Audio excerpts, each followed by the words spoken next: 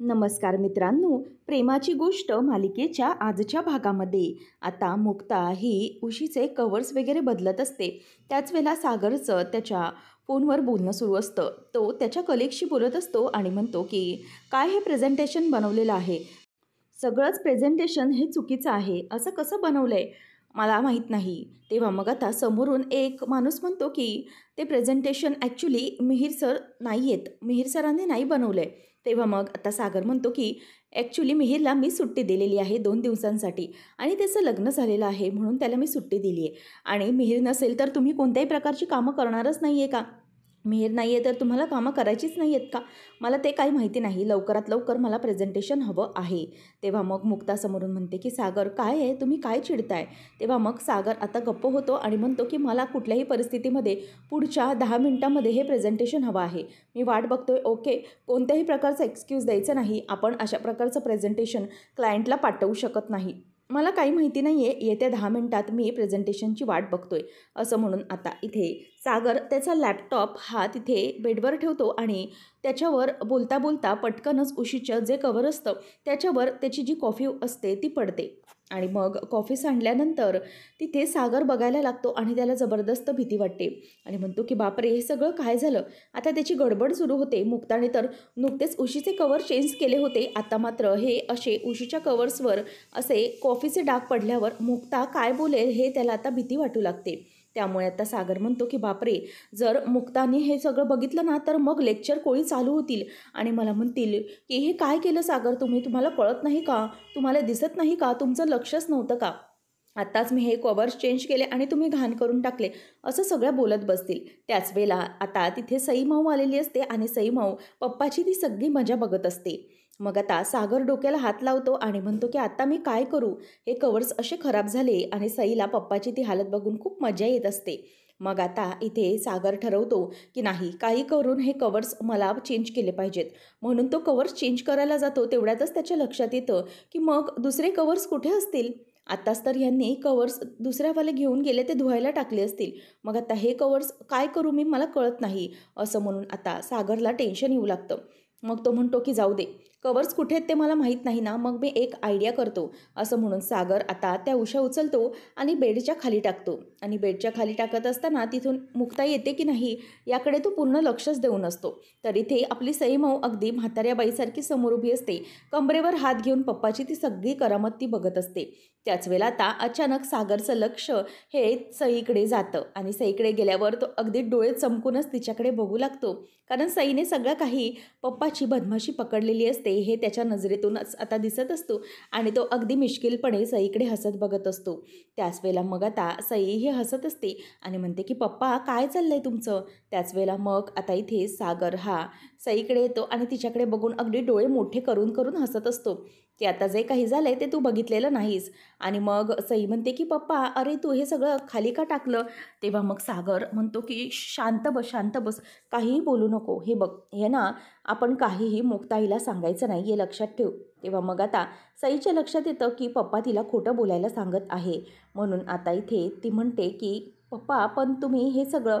तेव्हा तो म्हणतो की बघ, एक गोष्ट लक्षात घे, यातलं काहीही सई माऊ आपण मुक्ताला सांगायचं नाही, लक्षात घे. आणि हे पिंकी प्रॉमिस आहे, आपण जसं एकमेकांना पिंकी प्रॉमिस करतो ना तसं तुझ्या आणि माझ्यामधलं टॉप सिक्रेट आहे, हे लक्षात आलं ना तुझ्या, असं म्हणून आता पिंकी प्रॉमिस, असं म्हणून आता तो तिच्यासमोर हात पुढे करतो आणि तिला काहीही सांगू नकोस असं सांगतो आणि म्हणतो की प्लीज प्लीज पिंकी प्रॉमिस, यामधलं मुक्ताईला काहीही सांगायचं नाही.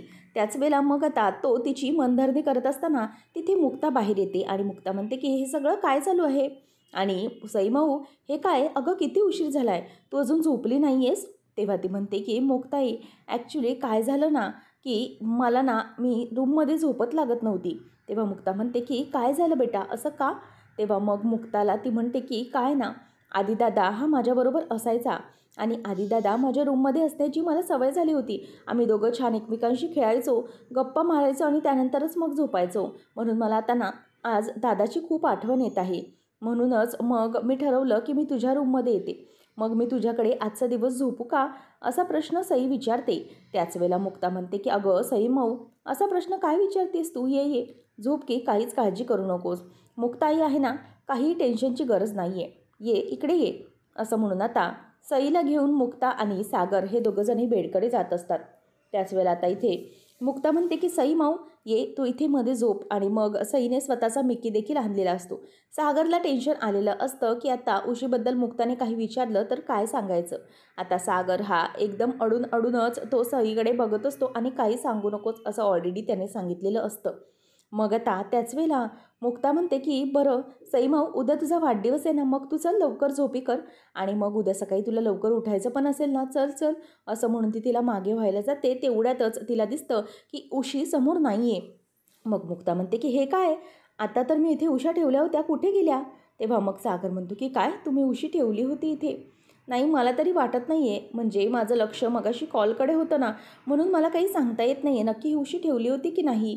त्यावेळेला मग मुक्ता म्हणते की हो सागर, असं काय करताय. अहो मी उशा इथे ठेवल्या होत्या, दोन्ही उशा, आणि कवरही चेंज केले होते. आता इथे अगदी हसत हसत गालातल्या गालात मुक्ताकडे आणि सागरकडे आपली सई माऊ बघत असते. त्याच वेळेला मग सागर म्हणतो की मुक्ता, तुम्ही ना चुकल्या असाल. मग मुक्ता म्हणते की मग मी कुठल्या कवर चेंज केले, कुठल्या रूममधले केले. नाही हो, मी इथलेच तर कवर चेंज करून गेले होते. सागर म्हणतो की नाही मुक्ता, ॲक्च्युली माझंही लक्ष नव्हतं. मला वाटतंय ना की तुम्ही ते उशीचे कवर दुसरीकडे कुठेतरी ठेवले असावे आणि उशाही इथे नाही आहेत. बघा ना, मला तरी जरा वेगळं वाटतंय, तुम्ही चेक करून घेऊ शकता. त्याच वेळेला आता सागरला असं वाटतं की मुक्ता काही दुसऱ्यांच्या रूममध्ये चेक करून घेईल, स्वतःच्या रूममध्ये करणार नाही, म्हणून तो गप्प बसलेला असतो. त्यानंतर मग आता मुक्ता म्हणते की असं कसं, थांबा मला जरा शोधू दे. आणि इकडे सागर हा सईला म्हणवत असतो आणि तिला हळू आवाजात म्हणत असतो की काही बोलायचं नाही आहे आणि तुला शू व्हायला सांगत असतो. त्याच वेळेला मग आता इथे मुक्ताचं लक्ष त्यांच्याकडे जातं आणि मुक्ता म्हणते की हे काय, सई माऊ आणि सागर तुमचं काय चाललं आहे. त्याच वेळेला आता मुक्ता त्या उशा शोधायला जाते आणि मग सई माऊ तिला खुणावते की बेडच्या खाली, या सोफ्याच्या खाली इथे उशा ठेवलेल्या आहेत. सागर म्हणतो की हो मुक्ता, आपण एक काम करूया, आपण या आपल्या काउचवरच्या उशा घेऊया ना, काय प्रॉब्लेम आहे. त्याच वेळेला मुक्ता तिला विचारते की काय, या बेडच्या खाली. आणि मग ती म्हणते की अच्छा ठीक आहे थांब. आणि मग इथे मुक्ताला धक्का बसलेला असतो, कारण खरंच बेडच्या खाली उशा असतात आणि त्या उशा मुक्ता खालून काढते आणि म्हणते की हे काय, या बेडच्या खाली अशा उशा कोणी टाकलेल्या आहेत. आणि मग मुक्ता ही समोर उशा बघते आणि म्हणते की हे काय, नक्कीच काहीतरी ह्याच्यावर सांडलेलं दिसतंय. म्हणून मुक्ता आता ते बघायला लागते आणि म्हणते की यावर काय सांडलं आहे. तेव्हा सागर म्हणतो की कुठे काय सांडलं आहे, ती डिझाईन आहे डिझाईन. ते बघा माझ्या इथल्या उशीवर पण अशीच प्रकारची डिझाईन आहे मुक्ता. तेव्हा मग सागरला ती म्हणते की हे बघा सागर, ही डिझाईन नाही आहे, या डिझाईनच्या बाजूने काहीतरी न सांडलेलं आहे. तेव्हा मग सागर म्हणतो की कदाचित या सईने काहीतरी सांडवलं असेल याच्यावर. तेव्हा मग सई म्हणते की हे बघा पप्पा, मी काही सांडवलेलं नाही आहे, मी आत्ताच तर आली आहे इथे. तेव्हा मग आता मुक्ता म्हणते की आई नो सई बाळा, की तू काहीही केलेलं नाही आहेस, मला माहिती आहे की चोर तू नाही आहे, चोर ना कोणीतरी वेगळंच आहे आणि ती व्यक्ती स्वतःला प्रोटेक्ट करण्याचा प्रयत्न करते. आणि मला माहिती आहे की माझी सई माऊ कधी कॉफी पित नाही. मग कॉफी कोण पितं बरं, तर सागर पप्पा कॉफी पितात.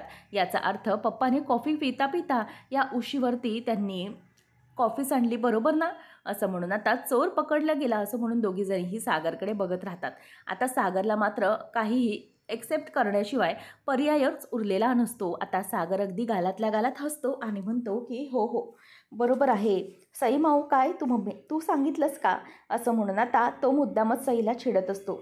त्याच वेळेला इथे आता मुक्ता म्हणते की बरोबर ना, सागर पप्पांनीच हे सगळं केलेलं आहे ना, असं म्हणून दोघीजणी आता हसायला लागतात. त्याच वेळेला आता मुक्ता म्हणते की चला आता काय करायचं. सई म्हणते की अगं मुक्ताई, आता पप्पाला पनिशमेंट. आणि असं म्हणून दोघीजण एकमेकांना हायफाय देतात. आणि सागर म्हणतो की हे काय पनिशमेंट, अगं सई काय बोलतेस काय तू तुझ्या पप्पाला पनिशमेंट देणार आहेस का. अगं कधीतरी पप्पाच्या बाजूने बोलत जा ना, नेहमी आपली मुक्ताई मुक्ताई मुक्ताई. असं म्हणून आता सागर हा सईबरोबर मस्ती करायला सुरुवात करतो. त्याच वेळेला आता मुक्ता बेडवरच बसून असते आणि म्हणते की हळूहळू. आणि सई आता बेडवरून उतरते आणि सागर तिच्या मागे लागलेला असतो आणि तिला पकडून तिला आता फटके द्यायला बघत असतो. त्याच वेळेला सई ही पुढे पुढे धावत जात असते आणि सई म्हणते की पप्पा मी धावते धावते. त्याच वेळेला आता मुक्ता म्हणते की सावकाश, सांभाळून, काहीतरी लागेल ना सई, असं म्हणून आता मुक्ता तिला ओरडत असते. त्याच वेळेला इथे आता सई ही धावता धावता खाली पडते आणि तिच्या गुडघ्याला लागतं. आता मुक्ता धावत तिच्याकडे येते आणि म्हणते की काय झालं सई, लागलं ना तुला, मी तुला सांगितलं होतं ना की मस्ती करू नका, तरीही तुम्ही ऐकत नाही. आणि मग असं लागतं काहीतरी. आता जा सागर काहीतरी घेऊन ये तिला लावायला.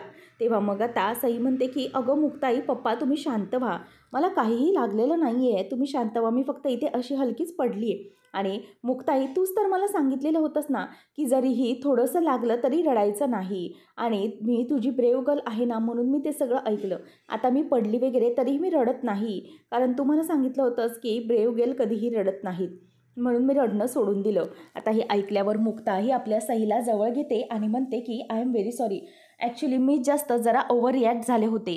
ते काय झालं ना, तू पळत असताना जोरात लागलं म्हणून मला भीती वाटली. म्हणूनच मी पटकन रिॲक्ट झालं. परंतु सई माऊ, अशी कुठल्याही प्रकारची मस्ती करायची नाही. सागर, हे ना सगळं तुमच्यामुळे झालं आहे. बघा, मला ना आता तुम्हाला पनिशमेंट दिलीच पाहिजे. तुम्हीच हे सगळं केलं आहे असं वाटतंय मला. जाऊ दे, आता तुमच्याकडं तुम्हाला पनिशमेंट ही दिलीच गेली पाहिजे असं ती म्हणायला लागते. आता सागर म्हणतो की ठीक आहे, द्या आता पनिशमेंट काय आहे त्याच्यामध्ये. आणि मग आता इथे सागर हा म्हणतो की खरंच मला माफ करा. मुक्ताई आणि सई माऊ आणि तो दोघांचे समोरही कान धरतो. त्याच वेळेला तर मुक्ता हळूच सईला खुणावते की सई बाळा, तिथे पिलो आहे, पिलो ती घेऊन ये. आणि मग सई हळूच मागून उठते आणि मागची जी सोफ्यावरची उशी असते ती काढते आणि त्याने सागरला आता दणादण मारायला सुरुवात करते. त्यानंतर सई मुक्ताकडे एक उशी देते आणि दोघीजणीही आता त्याला चांगल्याच उशीने बदडून काढत असतात. आणि सागर आता उठतो आणि म्हणतो की ए काय चाललंय काय तुमचं, असं म्हणून सागर पण आता दुसरी उशी घेतो आणि त्यांना मारायला लागतो. अशा प्रकारे त्या तिघांची गोड अशी पिलो फाईट सुरू होते. आणि सागर मुद्दाम सई मारते म्हणून खाली पडत असतो, जेणेकरून सईला जिंकण्याचा आनंद मिळावा. आता इथे सागर हा सईकडून उशी बाजूला टाकून देतो आणि आपल्या सई माऊला लाडाने अगदी जवळ घेतो. त्याच वेळेला आता सई आणि मुक्ता दोघांनाही सागर जवळ घेतो, बाजूला होतात. आणि मग आता इथे मुक्ताकडे आणि सईकडे तो प्रेमाने बघत असतो आणि मुक्ताच्या आणि सईच्या कपाळावर देखील सागर किस करतो. आणि इथे मुक्ता देखील आपल्याच हाताने सागर आणि सई यांच्याकडे गोड हात फिरवत असते आणि त्यांचीही केस घेते. अशा प्रकारे आता इथे तिघांचंही मजा झालेली असते आणि पिलो फाईट देखील झालेली असते. तर इथे आदित्य हा मात्र बिचारा एकटाच झोपलेला असतो आणि त्याने आपल्या उराशी सईसाठी बनवलेलं बड्डेचं ग्रीटिंग कार्ड कवटाळून ठेवलेलं असतं. तिथे आता सावनी येते आणि सावनी त्याच्या हातातून ते झोपेमध्ये असतानाच खेचून घेते. आणि मग बघते तर म्हणते की वाव, आदित्यने तर हे ते ग्रीटिंग कार्ड खूपच सुंदर बनवलेलं आहे, काहीतरी छान बनवलेलं आहे. परंतु आय एम व्हेरी सॉरी बेटा, हे जे काही ग्रीटिंग कार्ड आहे ना, हे मी तुला तिथे घेऊन पाठवू शकत नाही. हे ग्रीटिंग कार्ड सईपर्यंत जाऊ शकतच नाही, कारण तिथे तुला मी बर्थडे पार्टीसाठी पाठवणारच नाही आहे. मला माहिती आहे की कोळी कुटुंबाचा ना तुझ्यावर खूप जास्त जीव आहे. आणि स्पेशली ती मुक्ता आहे ना, ती तुला मिळवण्यासाठी काही करू शकते. म्हणजेच चांगलं चांगलं खायला घालून त्या मुक्ताने तुला स्वतःच्या बाजूने करून मात्र घेतलेलं आहे. परंतु मी ते असं सहजासहजी काहीही होऊ देणार नाही. मला माहिती आहे की ते कोळी कुटुंब हे तू येण्याकडे तुझ्या वाटेकडे टपून बसलेले असतील, परंतु तरीही मी तुला पाठवणार नाही. मला काही झालं तरीही आता कोणत्याही प्रकारची रिस्क घ्यायची नाही आहे. आदित्य, माझ्यासाठी तू हुकुमाचा एक्का आहेस, हुकुमाचा एक्का. जरीही मी त्या घरातून बाहेर पडले असले तरीही त्या घरामध्ये जाण्याचे चान्सेस हे तुझ्याकडून मला आहेत. म्हणूनच मी कोणत्याही प्रकारे आता रिस्क घेऊ शकत नाही. तुला तिथे तर मी अशी सहजासहजी पाठवणारच नाही आहे. आणि काही झालं तरीही तुझ्यासारख्या हुकमाच्या ऐक्याला असं मला कधीच गमवायचं नाही. म्हणूनच मी या गोष्टी करत आहे. आणि मला ना कोळी फॅमिलीची दुखरी नस ही अगदी योग्य माहीत आहे. म्हणूनच कोळी फॅमिलीची दुखरी नस ही मी अशीच दाबून ठेवणार आहे, काही झालं तरीही. असं म्हणून आता सावनी ते ग्रीटिंग कार्ड पुन्हा बेडवर टाकते आणि म्हणते की मला त्या कोळी फॅमिलीला माझ्या पायाशी लोळायला लावायचं आहे. त्यांनी मला पायाशी येऊन माफी मागितली पाहिजे. त्याचप्रमाणे ती मुक्ता तर कधी माझ्या पायाशी येते नाही याचीच वाट मी बघते. जोपर्यंत ती मुक्ता माझ्या पायाशी येणार नाही ना, तोपर्यंत मी कोणत्याही प्रकारची गोष्ट ऐकायला तयार होणार नाही आणि कधीही आदित्यला त्या घरामध्ये पाठवणार नाही. मला माहिती आहे, मला जे करायचं आहे ते मी साध्य करूनच राहणार. कोळी कुटुंबाला माझ्या पायाशी मी आणणार म्हणजे आणणारच, असं आता इथे सावलीने ठरवलेलं असतं. आणि काही करून सईच्या वाढदिवसाला आदिला पाठवणार नाही हे देखील आता तिने ठरवलेलं असतं. आणि म्हणूनच इथे आता तिला खूप आनंद झालेला असतो, कारण तिथे आता आदित्य देखील सागर आणि मुक्ताकडे जायला बघत असतो. आणि इथे आता सागरला आणि मुक्ताला टेन्शनमध्ये ठेवण्याचं काम मात्र सावनी चांगलंच करत असते आणि तिला तिच्या या निर्णयाचा खूपच आनंद होत असतो. आणि जर आधी गेला नाही तर त्यांच्या बर्थडे पार्टी भंग होणार हे सगळं चांगलंच सावनीला माहिती असतं. तर आता इथे रात्री सई झोपलेली असते आणि मुक्ता ही तिच्या डोक्यावरून अलगद असा हात फिरवत असते. त्याच वेळेला सागर म्हणतो की मुक्ता, अहो काय करताय, ती झोपली आहे ना? तेव्हा मग मुक्ता म्हणते की सॉरी, ॲक्च्युली काय आहे ना, मला ना असं सई झोपली आहे ना, ते तिला पाहून खरंच खूप छान वाटतंय. माझी झोपलेली सई माऊ किती गोड दिसते ना. तुम्हाला माहिती आहे की सई अशी झोपली ना, तर सईकडे ना मी अशी तासनतास नुसती बघत राहू शकते. कारण किती निरागस चेहरा आहे तिचा, किती गोड दिसते ती. तुम्हाला माहिती आहे का, आपली सई किती छान आहे. आणि मी जेव्हा सईला असं पाहते ना, तेव्हा मला सईची आणि माझी पहिली भेट आठवते. तुम्हाला माहिती आहे का मॅडम कुठे होत्या त्या? रस्त्याच्या मध्ये अशा हायवेवर उभ्या होत्या. एक छोटंसं कुत्र्याचं पिल्लू हातामध्ये घेऊन त्याला जपत उभ्या होत्या आणि आजूबाजूने अशा सुसाट गाड्या जात होत्या. तेव्हा सागर म्हणतो की काय? त्यालाही आश्चर्याचा धक्का बसतो. मुक्ता म्हणते की हो, घाबरू नका. मी होते तिकडे, माझं सई माऊवर पूर्ण लक्ष होतं आणि ती त्या कुत्र्याच्या पिल्लूला वाचवण्याचा प्रयत्न करत होती. आणि तेव्हा मी तिच्याजवळ गेले, तेव्हा माझी आणि तिची पहिली भेट झाली होती. आणि मग त्यानंतर जेव्हा जेव्हा मला असं उदास वाटायचं ना, मला असं कसं तरी वाटायचं, म्हणजे विचित्र फिलिंग्ज यायच्या, त्यावेळेला ना मी सई माऊबरोबर बोलायचे आणि तीही माझ्याबरोबर बोलण्यासाठी यायची. आणि खरंच मला तिच्याशी बोलून फार हलकं आणि छान वाटायचं. खरंच सागर, या लहान मुलांची निरागसता असते ती किती गोड असते ना. आणि एका एका वेळेला ना असं वाटतं की आपली जेवढी हुशारीपणा आहे, आपला जेवढा जबाबदारपणा आहे आणि आपल्यातला जेवढा कर्तव्यदक्षपणा आहे, तो सगळा या मुलांच्या निरागसतेपुढे असाच वाहून जातो आणि असं काहीही घडू शकत नाही. म्हणजे त्यांच्या निरागसतेपुढे आपण सगळं काही असंच जाऊन देऊ शकतो आपल्या हातातून आणि त्यांचा निरागसपणा मात्र जपून ठेवावा, असं मुक्ता आता सागरला म्हणत असते. आणि त्याच वेळेला आता मुक्ता म्हणते की सागर, खरंच मला सईमधला निरागसपणा खूप आवडला होता आणि त्यामुळे आमच्या दोघांमधली गट्टी खूप छान झाली होती. मला खरंच असं मनापासून वाटतं की माझी सई माऊना ही नेहमी आनंदात राहावी, तिच्यासाठी सगळ्या गोष्टी मला करता याव्यात. म्हणूनच मला आता उद्या सई माऊसाठी खूप महत्त्वाची गोष्ट करायची आहे, ती म्हणजे ना आदित्य दादाबद्दल. आणि तिची उद्या अशी तीव्र इच्छा आहे की उद्या तिच्या बड्डेला आदिदादा आला पाहिजे.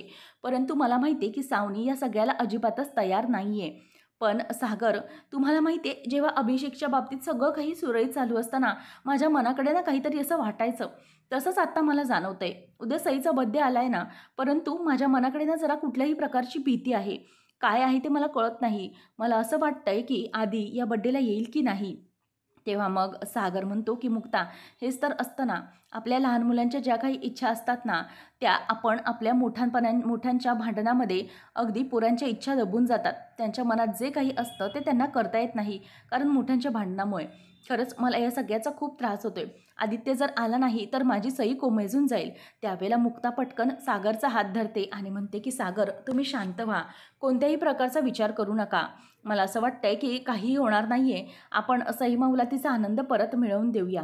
मला असं वाटतंय की मी जाऊन आदित्यला घेऊन आली तर आदित्य नक्की येईल. त्यामुळे मला आता वाटतंय की आपण त्या गोष्टीवर निगेटिव्ह विचारच करायचा नाही. तुम्हाला माहिती आहे का सागर, मला सई माऊने इन जनरल जरी काही मागितलं तरी मी तिच्या सगळ्या इच्छा पूर्ण करत असते. तिला मी ते सगळं देत असते. पण उद्या तर माझ्या सई माऊचा बड्डे, तर तिने माझ्याकडे कोणती विश मागितली आणि मी ती पूर्ण करू शकणार नाही असं होणारच नाही आहे. म्हणूनच माझ्या सई माऊची इच्छा मी पूर्ण करणार आहे. आणि मुक्ता ही त्याला म्हणते की पिंकी प्रॉमिस, असं म्हणून आता इथे मुक्ता ही करंगळी त्याला दाखवते आणि सईच्याच भाषेमध्ये दोघंजणही एकमेकांना पिंकी प्रॉमिस करतात आणि उद्याचा सईचा जो काही बड्डे आहे तो अगदी धुमधडाक्यात साजरा करण्याचं ठरवतात. त्यानंतर दुसरा दिवस सकाळचा उजाडतो. सई माऊचा बड्डे आलेला असतो. मुक्ता ही सकाळी उठते आणि सई माऊच्या कपाळाला किस करते आणि तिच्या केसांवरून ती अलगदपणे हात फिरवत असते आणि सईला ती अगदी प्रेमाने बघत असते. त्याच वेळेला मग आता मुक्ता ही मनातच म्हणत असते की सई बेटा, आज तुझा वाढदिवस आहे. माझ्याबरोबर असलेला माझ्या सई माऊचा पहिला वाढदिवस आहे. तुला माहिती आहे, तुझा हा वाढदिवस मी अगदी स्पेशल करणार आहे. तुला असं वाटलं पाहिजे की वाव, हा माझा आत्तापर्यंतचा अगदी बेस्ट वाढदिवस झाला आहे. तुला माहिती आहे की मला ना तुला खूप जपायचं आहे, खूप आनंदात ठेवायचं आहे. मला जसे माझ्या आईबाबांनी ठेवलं होतं. तुला माहिती आहे, जेव्हा माझा वाढदिवस असायचा ना, त्यावेळेला माझे आईबाबा माझ्यासाठी खूप काहीतरी करायचे. आई मला खूप काही छान असं खायला बनवून द्यायची, गिफ्ट द्यायचे. त्याचप्रमाणे बाबा देखील गिफ्ट द्यायचे आणि ते छान झाड दिलं होतं एकदा मला त्यांनी. आणि मग मी आणि बाबांनी दोघांनी मिळून ते झाड आमच्या बाल्कनीमध्ये लावलं होतं. ते अजूनही आता वाढत आहे आणि त्याला बघून खरंच खूप पॉझिटिव्ह वाटतं मला. आणि मला खरं ज्या प्रकारे माझ्या आईवडिलांनी प्रेम दिलं आणि भावना दिल्या, जबाबदारी दिली आणि ज्या प्रकारे आपण कितीही उंच उडू त्याची ताकद दिली आणि उंच उडल्यानंतर पुन्हा एकदा परतून येण्यासाठी घरटं देखील दिलं, तसंच मला तुझ्यासाठी सगळं काही करायचं आहे. आणि असं म्हणून मुक्ता पुन्हा आपल्या सईच्या कपाळावर किस करते आणि मग प्रेमाने तिच्याकडे बघत म्हणते की चला सई माऊ, तुला हॅपी बर्थडे. आणि ती उठत असते. त्याच वेळेला इथे आता मुक्ताच्या लक्षात येतं की सईने तिचा जो काही पदर आहे तो पदर अगदी हाताला झोपेतच धरून ठेवलेला आहे. म्हणूनच आता मुक्ता तो पदर सोडवण्याचा प्रयत्न करते, परंतु तो पदर काही सुटत नाही. सागर उठतो आणि म्हणतो की मुक्ता, हे काय करताय? मुक्ता म्हणते की सागर, एक काम करा, तुम्ही ना माझ्यासाठी जरा वॉर्डरोबमधून दुसरी साडी घेऊन या. सागर म्हणतो की काय? मुक्ता म्हणते की हो प्लीज घेऊन या ना. आणि मग आता सागर हा मुक्ताला एक साडी तिची आणून देतो. त्याच वेळेला आता इथे मुक्ता ही साडी घेते आणि त्या साडीचं जे टोक असतं ते टोक आता तिच्या नेसलेल्या साडीचं टोक बाजूला काढते आणि सागरने दिलेल्या साडीचं जे टोक असतं ते आपल्या सईमाऊच्या हातामध्ये पुन्हा एकदा देते आणि तिच्या डोक्यावरून अगदी थोपटण्यासाठी हात फिरवत असते आणि म्हणते की सईमाऊ झोप. आणि मग तिला ती शांत झोपायला सांगत असते. आणि मग सागर म्हणतो की मुक्ता, आम्हाला कळलं नाही. तेव्हा मग मुक्ता म्हणते की सागर, सईने ना माझं पदराचं टोक असं हाताला धरून ठेवलेलं आहे. तुम्हाला माहिती आहे, लहान मुलांना ना झोपेमध्ये खूप विश्वास आणि शांत अशी झोप लागत असते. त्यावेळेला त्यांना असं वाटत असतं की त्यांची आईही त्यांच्यासोबत असावी आणि बाजूला असावी, म्हणूनच हे सगळं घडत असतं. आता सईमाऊला कळलं आहे की तिची आई तिच्या बाजूला आहे, म्हणून ती अगदी शांत झोपलेली असते. आणि खरं तर झोपेतच मुलांना हा विश्वास हवा असतो की तिचे आई वडीलही तिच्या बाजूला आहेत. म्हणूनच आता लहान मुलांना अशा प्रकारे हा विश्वास देऊन शांत झोप लागत असते आणि त्यांना खूप बरं देखील वाटत असतं. म्हणूनच मी सईमाऊच्या हातामध्ये हे माझ्या दुसऱ्या साडीचं टोक दिलं आहे, जेणेकरून माझ्या सईमाऊला असंच वाटत राहील की तिची मुक्ता आई ही तिच्या बाजूलाच आहे. असं म्हणून आता इथे मुक्ता ही सईच्या कपाळावर पुन्हा एकदा किस करते आणि तिला झोपण्यासाठी बाजूला करते. त्याच वेळेला आता सागर म्हणतो की मुक्ता, हे तुम्ही काय करताय? तेव्हा मग मुक्ता त्या साडीचं जी काही आहे ती घडी करत असते आणि व्यवस्थित ती साडी ही स्वतःच्या कमरेला खोचून घेते. सागर म्हणतो की मुक्ता, मला कळलं नाही, हे तुम्ही काय करताय? तेव्हा मग मुक्ता जो काही पदर असतो तो स्वतःच्या कमरेतच खोचते. सागर म्हणतो की हे काय करताय? मुक्ता म्हणते की जेव्हा माझी सईमाऊ उठेल ना, तेव्हा हा पदर हलेल आणि मला कळेल की माझी सईमाऊ उठली. आता सागर तिच्या आयडियाचं कौतुक करू लागतो आणि मुक्ता आता बॉक्स घेऊन फुग्यांचा खाली बसते आणि फुगे मशीनने फुलवत असते. सागर म्हणतो की मुक्ता, हे सगळं काय करताय तुम्ही? अहो, आपल्या सईमाऊचा वाढदिवस संध्याकाळी आहे आणि हे सगळे फुगे फुगवण्याचं काम आपण हॉलमध्ये डेकोरेशन करणार आहोत. मग इथे कशाला फुगे फुगून ठेवायचेत? उगीच सईमाऊला आवाजाने जाग आली तर? तेव्हा मग मुक्ता म्हणते की सागर, आपल्याला संध्याकाळी हॉलमध्ये तर डेकोरेट करायचंच आहे. त्याप्रमाणे आत्ता आम्हाला माझ्या सईचा पूर्ण दिवस सकाळपासूनच स्पेशल झालेला हवा आहे, बरोबर की नाही? म्हणूनच जोपर्यंत माझी सईमाऊ झोपली ना, तोपर्यंत तिच्यासाठी मी हा रूम खूप छान सजवणार आहे आणि तिला कळलं पाहिजे की तिचा हा बर्थडे हा अगदी स्पेशल झाला आहे आणि म्हणूनच हे आपण केले, असं सगळं आपण करूया, असं मुक्ताने ठरवलेलं असतं. आणि इथे आता मुक्ता ही त्या फुगे फुगवायच्या मशीननेच फुगे फुगवत असते आणि सागरसमोर ती आता फुगा धरत असते आणि सागर थांबा थांबा असं तिला म्हणत असतो. त्यानंतर आता पुढच्या भागामध्ये आपण पाहणार आहोत की आदित्य हा लाडक्या सईला फोन करतो आणि म्हणतो की happy birthday, wish you many many happy returns of the day my sweet little sister Sai, असं म्हणून तो तिला विश करतो. त्याच वेळेला आता ती म्हणते की थँक्यू सो मच आदिदादा, तुला माहिती आहे का, तू मला खुश करू शकतोस, म्हणजे तू इथे येऊन मला खूप आणखी हॅपी करू शकतोस माझ्या बर्थडेच्या दिवशी. तेव्हा मग आता इथे सई आणि आदित्यचं ते असं गोड बोलणं ऐकून स्वातीला त्यांचं खूपच कौतुक वाटत असतं. त्यावेळेला आता मुक्ता देखील पटकन बाजूला आलेली असते. तेव्हा मग आता तो म्हणतो की तुझी हॅपी बर्थडे ना, तू बर्थडे खूप एन्जॉय कर.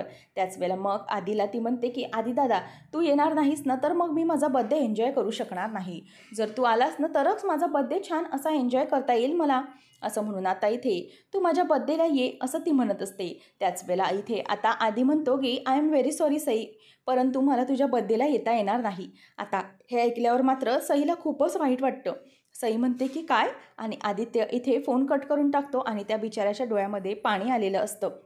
आणि इथे मुक्ताला सई म्हणते, मुक्ताई, अगं आपला आदिदादा आज बर्थडेला येणार नाहीये. आता मुक्ता तिला शांत करत म्हणते की हे बघ सई बेटा, असं काही होणार नाहीये. तुला माहिती आहे आपला आदिदादा ना तुझ्याबरोबर अगं मस्करी करत होता.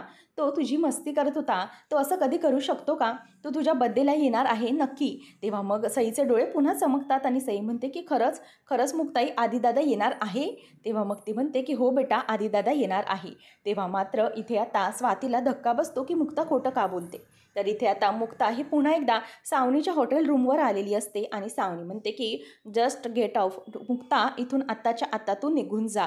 इथे काही गरज नाही आहे थांबण्याची. तुला जे काही हवं आहे ते तुला कधीही मिळू शकणार नाही. त्याच वेळेला मुक्ता म्हणते की सावनी, तुम्ही जे करायचं आहे ना ते करून घ्या, परंतु मला जे हवं आहे ना ते मी करणारच, असं आता इथे मुक्ता तिला म्हणत असते. तर इकडे आता मुक्ता ही कशाप्रकारे आपल्या सईमाऊच्या आनंदासाठी आदित्यला बर्थडे पार्टीमध्ये घेऊन जाणार आणि कशाप्रकारे इथे आता आदित्य आणि सई एकत्र मिळून तो सावनीच्या नाकावर टिचून वाढदिवस साजरा करणार, हे पाहणं अगदी रंजकतेचं ठरणार आहे. अशाच मालिकांचे नवनवीन अपडेट्स जाणून घेण्यासाठी आजच आपल्या चॅनलला सबस्क्राईब नक्कीच करा. धन्यवाद.